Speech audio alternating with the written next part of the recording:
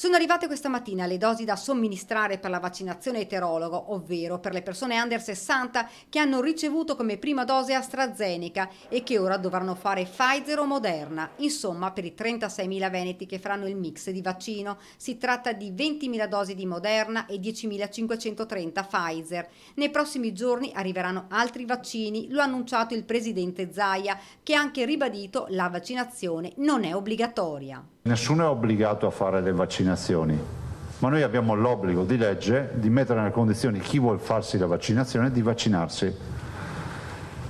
Io capisco che a qualcuno non va a genio neanche questo, ma questa è la legge.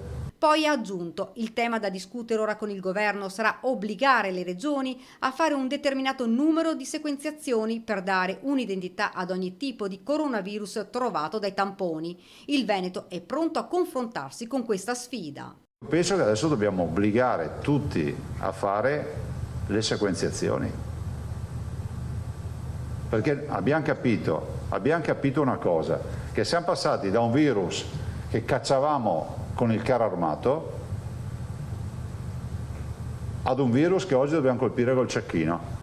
Ad oggi i vaccinati over 80 hanno raggiunto il 90%, i sessantenni l'81,9%, la fascia dai 50 ai 59 il 71,6%, i ventenni vaccinati e prenotati in Veneto fino al 4 agosto sono il 48,4%. Con questi numeri entro agosto avremo messo in sicurezza la gran parte degli over 60, dopodiché ci resteranno da fare in gran parte solo i richiami, ha aggiunto il governatore, definendolo un giro di boa. L'assessore Lanzarin ha invece affrontato la questione delle prestazioni sospese durante la pandemia. Ieri è passata in giunta una delibera che mette in atto un piano operativo per il recupero delle prestazioni. Questa delibera cosa dice? Dice che le USL hanno tempo fino al 30 di giugno, quindi hanno 15 giorni per fare un piano e per definire quindi le modalità con cui da qua a fine anno recupereranno le prestazioni.